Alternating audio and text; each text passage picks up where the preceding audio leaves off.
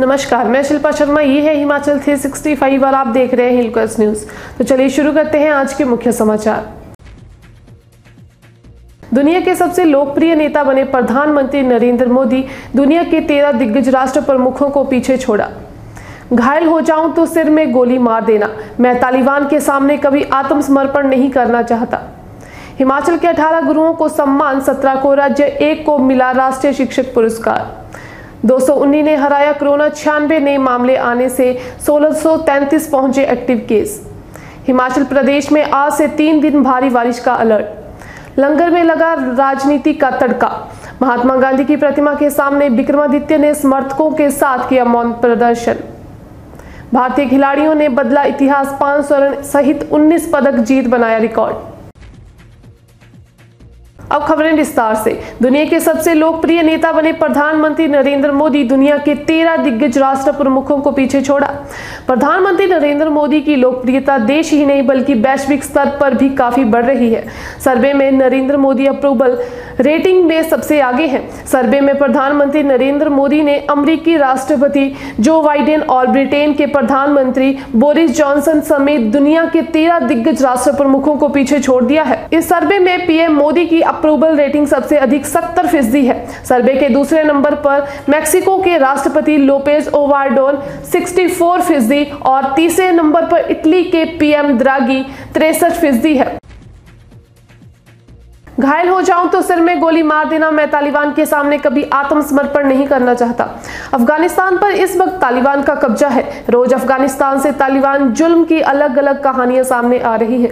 इस बीच खुद को अफगानिस्तान का कार्यकारी राष्ट्रपति घोषित कर चुके अमरुल्ला सालेह ने काबुल पर तालिबान कब्जे से पहले की कहानी बयां की है। सालेह ने बताया कि कैसे उन्होंने तालिबान के कब्जे के बाद अपनी पत्नी और बेटी की तस्वीर को जला दिया। सालेह ने अपने बॉडीगार्ड से कहा था कि अगर मैं घायल हो जाऊं तो मुझे सिर में गोली मार देना, मैं तालिबान के सामने कभी आत्मसमर्पण नहीं करना चाहता। अमरुल्ला सालेह ने बताया कि काबुल पर कब्जे से एक रात पहले जेल के अंदर विद्रोह हुआ था। सालेह को भी इस बारे में बताया गया था। वहीं पंजशीर घाटी पर तालिबानी कब्जे को सालेह ने नकार दिया है। हिमाचल के 18 गुरुओं को सम्मान, 17 को राज्य, 1 को मिला राष्ट्रीय शिक्षक पुरस्कार। राज्यपाल राजेंद्र विश्वनाथ अर्लेकर ने पीटरहॉफ शिमला में शिक्षक दिवस के अवसर पर आयोजित राज्य स्तरीय समारोह में 17 शिक्षकों को राज्य पुरस्कार और 1 को राष्ट्रीय पुरस्कार से सम्मानित किया।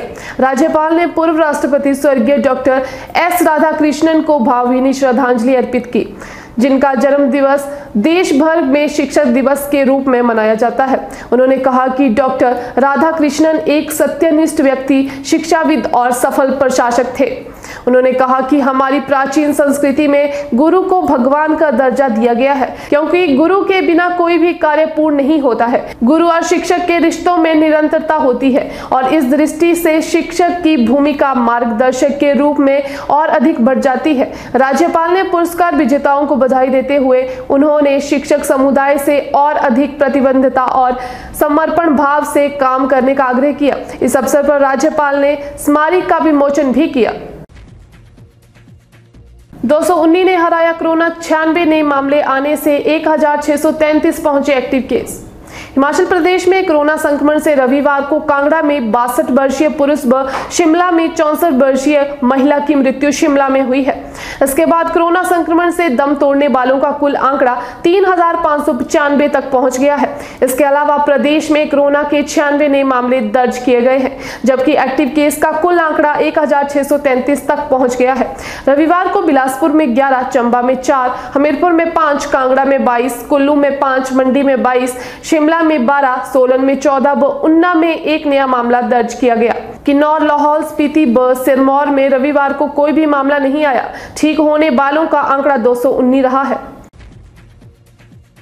हिमाचल प्रदेश में आज से 3 दिन भारी बारिश का अलर्ट। हिमाचल प्रदेश में सोमवार से बुधवार तक येलो अलर्ट जारी किया गया है। राज्य के अधिकांश क्षेत्रों में इन 3 दिनों में भारी बारिश होगी। प्रदेश में इस दौरान कई जगह लैंडस्लाइड तथा प्राकृतिक आपदा बढ़ने का भी खतरा बढ़ गया है। हिमाचल में 9 सितंबर तक मौसम खराब रहेगा। रविवार को जारी मौसम बुलेटिन के तहत प्रदेश में 7 से 9 सितंबर तक भारी बारिश होगी। हालांकि पिछले बुलेटिन में भी मौसम विज्ञान केंद्र ने अलर्ट की चेतावनी जारी जारी की थी। इसके बाद 10 व 11 सितंबर को प्रदेश में मौसम साफ रहेगा। लंगर में लगा राजनीति का तड़का। महात्मा गांधी की प्रतिमा के सामने विक्रमादित्य ने समर्थकों के साथ किया मौन प्रदर्शन। आईजीएमसी में गुरु के लंगर पर शुरू हुआ दंगल लगातार बढ़ रहा है। इसमें राजनीति का तड़का भी लग गया है, क्योंकि कांग्रेस पार्टी ने रविवार को इस मामले पर प्रदर्शन किया। यहां रिच पर कांग्रेस महासचिव विधायक विक्रमादित्य सिंह अपने समर्थकों के साथ पहुंचे, जिन्होंने महात्मा गांधी की प्रतिमा के सामने बैठकर मौन प्रदर्शन किया। काफी संख्या में शिमला के लोग इसमें साथ थे, क्योंकि ये मामला एक तरह से शिमला के लोगों से जुड़ा है। सरबजीत सिंह बॉबी उर्फ बेला यहां आईजीएमसी में अपना लंगर कुछ साल से चला रहे थे, जिसमें लोगों से रोटियां इकट्ठी करके यहां तीमारदारों को मुहैया करवाई जाती रही है। वहीं आईजीएमसी में यहां भोजन रोजाना पकाया जाता है।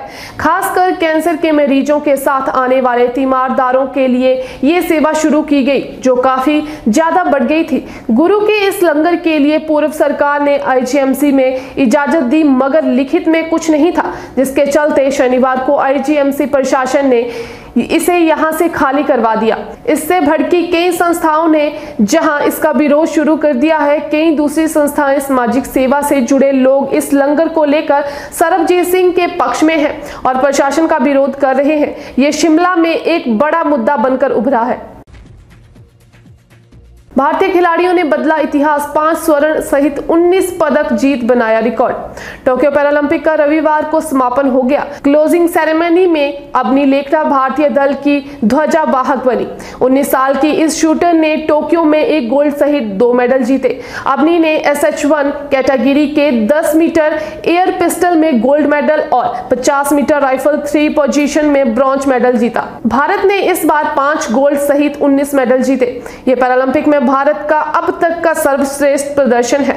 अगला पैरालंपिक 2024 में पेरिस में होगा। क्लोजिंग सेरेमनी में भारत के 11 एथलीटों ने भाग लिया। 24 अगस्त को उद्घाटन समारोह में 5 एथलीटों ने हिस्सा लिया था। तो मैं शिल्पा शर्मा अब आपसे विदा लेती हूँ। धन्यवाद। देखते रहिए Hill Quest News channel. Like, share, subscribe करना ना भूलें।